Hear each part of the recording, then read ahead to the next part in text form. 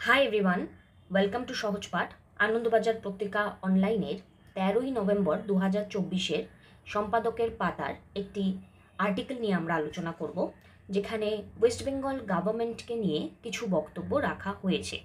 So প্রথমেই জানিয়ে রাখি, আমাদের আলোচনাতে গভর্নমেন্টকে কটাক্ষ করা বা তাকে ভালো বলা খারাপ বলা এই রিলেটেড প্রসঙ্গ থাকবে না।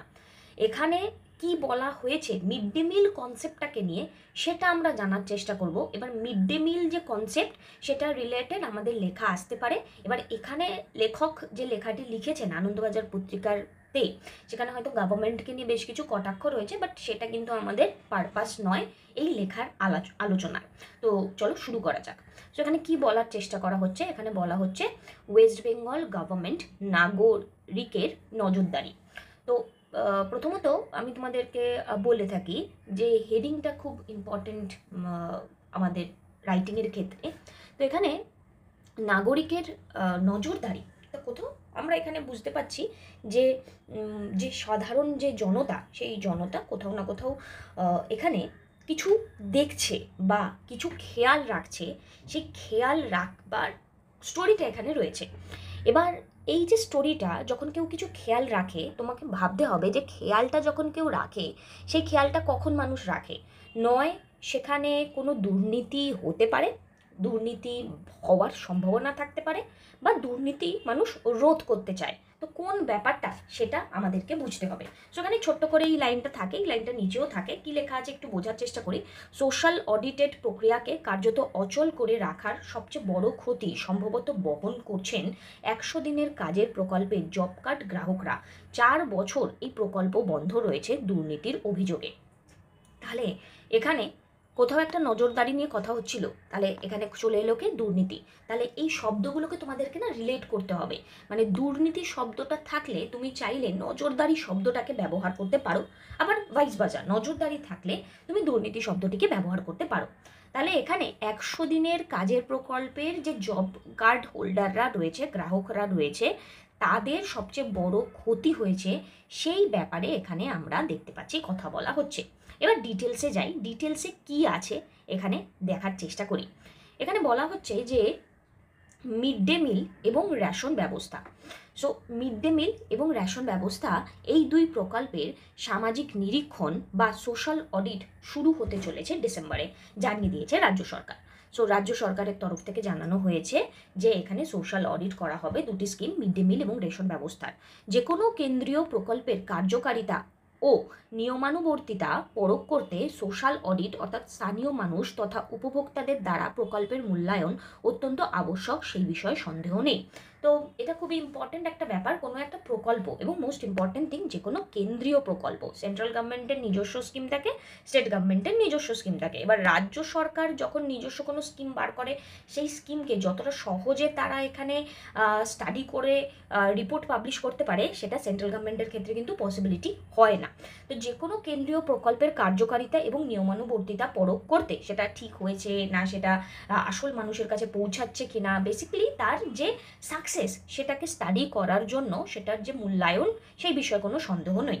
প্রশাসনের খাতায় কলমে যেসব কাজ সারা হয়ে গিয়েছে, সারে জমিনে দেখলে বোঝা যায় তার কতটুকু দুধ আর কতটুকু জল। তো এখানে এটাই বলার চেষ্টা করা হচ্ছে যে আলটিমেটলি খাতায় কলমে আমি দেখিয়ে দিয়েছি এত পার্সেন্টেজ হয়ে গেছে, তাহলে তার যে আদতেও যে জমিন আছে, সেই জমিনে আদতেও কতটুকু জল কতটুকু দুধ রয়েছে, সেটা নিয়ে আমরা জানতে পারি। সর্বোপরি সরকারি প্রকল্প যাদের জন্য পরিকল্পনা ও রূপায়ণ করা হয়, তারা সেই সব পরিষেবায় কতটুকু সন্তুষ্ট, তাদের চাহিদা কতখানি মিটছে, সেই বিষয়ে জানার অন্যতম উপায় সোশ্যাল অডিট। যে কথাটা বললাম যে সেই পার্টিকুলার যে পরিকল্পনাটি এবং তার যে বাস্তবায়িত করার যে জায়গাটা, সেক্ষেত্রে সেই যে পরিষেবাগুলো রয়েছে, সেই পরিষেবাগুলোতে সাধারণ মানুষের যার জন্য পরিকল্পনাটা তৈরি, সেটা কতটা সক্ষম, সেটার একমাত্র জানার উপায় হচ্ছে সোশ্যাল অডিট। কেন্দ্রীয় সরকারের তরফে বিভিন্ন প্রকল্পে সোশ্যাল অডিটের যে প্রশ্নপত্র তৈরি করে পাঠানো হয়, তার উত্তর পাওয়া গেলে এবং সেই সব উত্তরপত্রের ভিত্তিতে সংশোধনের উদ্যোগ করা গেলে অর্থের অপচয় বন্ধ হতো। এবং এখানে কি বলা হচ্ছে, অর্থের অপচয় বন্ধ হতো এবং পরিষেবার মান উন্নত হতো সেই বিষয়ে সন্দেহ নেই।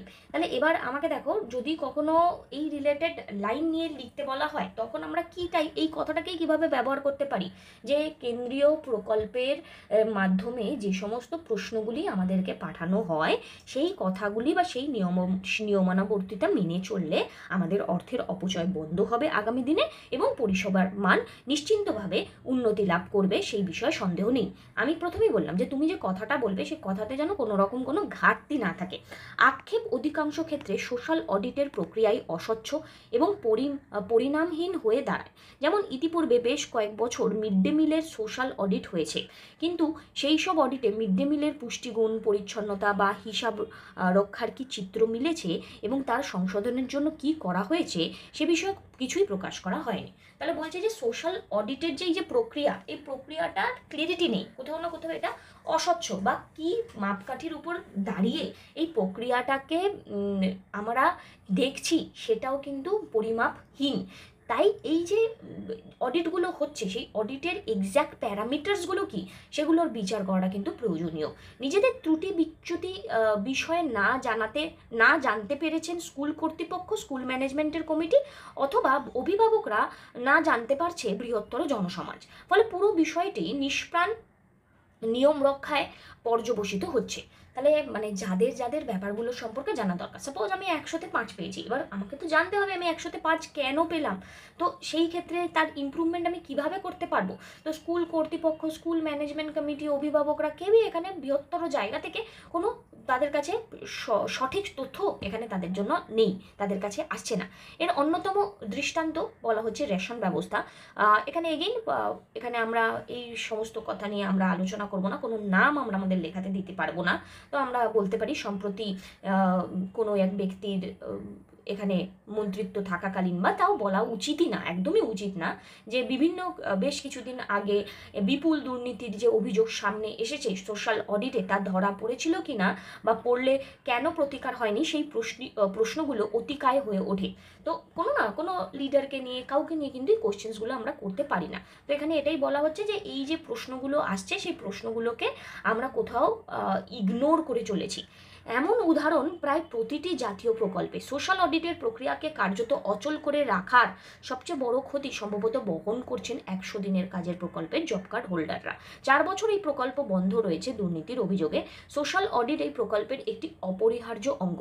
নিয়মানুসারে গ্রামে কি কাজ হয়েছে তার প্রতিবেদন গ্রাম সভায় পেশ করে সকলের সম্মতি নিতে হবে, কিন্তু দলীয় রাজনীতি তার প্রভাব বিস্তার করে স্বচ্ছ মূল্যায়নের পথ অবরুদ্ধ করেছে।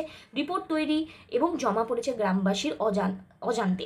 তার ফলে 4 বছর বিপুল অর্থ হারিয়েছে পশ্চিমবঙ্গ। সরকারি আবাসন প্রকল্পের মূল্যায়ন করতে গিয়ে হুমকির চাপে এক মহিলা কর্মী আত্মহত্যাও করেছেন। তাহলে এখানে প্রবলেমসগুলো কী কী আসছে, যে সোশ্যাল অডিটের সামাজিক এখানে যে সমস্যা, সেই সমস্যাগুলো কী কী আসছে এখানে আসছে। আমরা দেখতে পাচ্ছি যে অনেক ক্ষতির সম্ভাবনা করা হয়ে গেছে জব কার্ড গ্রাহকদের কাছে। তারপর ধরে এখানে যে গ্রাম সভার সকলের সামনে সম্মতির স্বরূপ যেই রিপোর্টটা জমা দেওয়ার কথা, সেটা একা একা জমা দিয়ে দেওয়া হয়েছে সকলের অজান্তে, যার ফলস্বরূপ এখানে পশ্চিমবঙ্গ বিপুল অর্থ যে সমাগম তার হতে পারত, সেটার থেকে এখানে বিচ্যুত থাকছে। সরকারি আবাসন প্রকল্পে যে মহিলা এখানে সার্ভে করছে, তাকে আত্মহত্যাও করতে বাধ্য করা হয়েছে। সোশ্যাল অডিট কর্মীদের এমনই ঝুঁকি নিয়ে কাজ করতে হয়, অথচ প্রাতিষ্ঠানিক অস্বচ্ছতা এবং নিষ্ক্রিয়তা কেবল গ্রাহকদের স্বাস্থ্যহানি করে না, ঝুঁকি বাড়ায় প্রকল্পের সঙ্গে যুক্ত বিভিন্ন ব্যক্তিরও। যে স্কুলে চাল সংরক্ষণের যথাযথ ব্যবস্থা নেই, বা রান্নাঘরটি ভাঙাচোরা, সেখানে চালে পোকা, ইঁদুর কিংবা ছত্রাকের আক্রমণ, কিংবা রান্না করা খাবারে পোকার উপস্থিতি অস্বাভাবিক নয়। এর ফলে অভিভাবকদের চোখে দোষী হন রন্ধনকর্মী, শিক্ষক এবং চাল সরবরাহকারী ব্যবসায়ীরা। তো এখানে সিম্পল ব্যাপার, যে সিস্টেমটা রয়েছে, সিস্টেমের মধ্যে একটা আমাদের চেঞ্জেস আনতে হবে। সিস্টেমের চেঞ্জেস না এলে সমস্যা। অতএব সোশ্যাল অডিটের প্রক্রিয়া তখনই অর্থপূর্ণ হতে পারে যখন তা পরিষেবার বিষয়ে নাগরিকদের মতামতের যথাযথ প্রতিফলন করে এবং তার দ্রুত প্রতিকারের ব্যবস্থা করে। মানে আমি নিজে সোশ্যাল অডিট করতে হবে বলে করে দিলাম এবং সেখানে সাধারণ মানুষের কোনো রিপোর্ট নিলাম না এবং সেটা নিজের মতন করে রিপ্রেজেন্ট করে দিলাম, তেমনটি কিন্তু আদতেও সোশ্যাল অডিটের একমাত্র লক্ষ্য নয়। গণতান্ত্রিক প্রশাসনে দুভাবে নাগরিকের অংশীদারি আনা হয়েছিল: এলাকায় উন্নয়নের পরিকল্পনায় নাগরিকদের অংশগ্রহণে এবং উন্নয়নের প্রকল্পের মূল্যায়নের কাজে তাদের অংশগ্রহণে। সিম্পল কথা, আমি যার জন্য পরিকল্পনাকে এখানে তৈরি করছি তার বাস্তবায়িত যখন সে হচ্ছে, তার মধ্যে যে আমরা তথ্য পাচ্ছি সেই তথ্যে স্বাভাবিকভাবে শুরুতেও নাগরিকের অংশগ্রহণ থাকবে এবং শেষেও নাগরিকের অংশগ্রহণই থাকবে। কারণ এই প্রকল্পটার তৈরি করা হয়েছে কার জন্য? নাগরিকদের জন্যই। তীব্র আক্ষেপের কথা, গত ১.৫ দশকে পশ্চিমবঙ্গ সহ প্রায় সব রাজ্যে গণতান্ত্রিকভাবে নির্বাচিত সরকারগুলি প্রশাসনের নাগরিকের ভূমিকাকে প্রান্তিক, এমনকি এখানে অনভিপ্রেত করে তুলেছে। সো এগুলো আমাদের এই লাইনটা তো কখনোই আমরা আমাদের রাইটিংয়ে দিতে পারি না, কারণ আমাদেরকে রাইটিংটাকে এখানে প্রপারলি এখানে রিপ্রেজেন্ট করতে হবে সরকারকে কটাক্ষ না করে। তো এখান থেকে আমরা বলতে পারি যে বিভিন্ন আলাদা আলাদা রাজ্যের গণতান্ত্রিকভাবে নির্বাচিত সরকারগুলিকেই এই নাগরিকদের পাশে এসে দাঁড়াতে হবে এবং তাদেরকে এখানে তাদের যে প্রকল্পের যে প্রতিচ্ছবি, তার যে স্বরূপ, সেটি স্বচ্ছভাবে সাধারণ মানুষের কাছে তুলে ধরতে হবে। এটাই আমাদের কাছে কাম্য। এরকম টাইপের দিয়ে আমাদের লেখাটাকে আমাদের এন্ড করতে হবে। সো এই ছিল আলোচনা। স্ক্রিনে দেওয়া নাম্বারে তোমরা কন্ট্যাক্ট করতে পারো তোমাদের রাইটিং প্রিপারেশনের জন্য।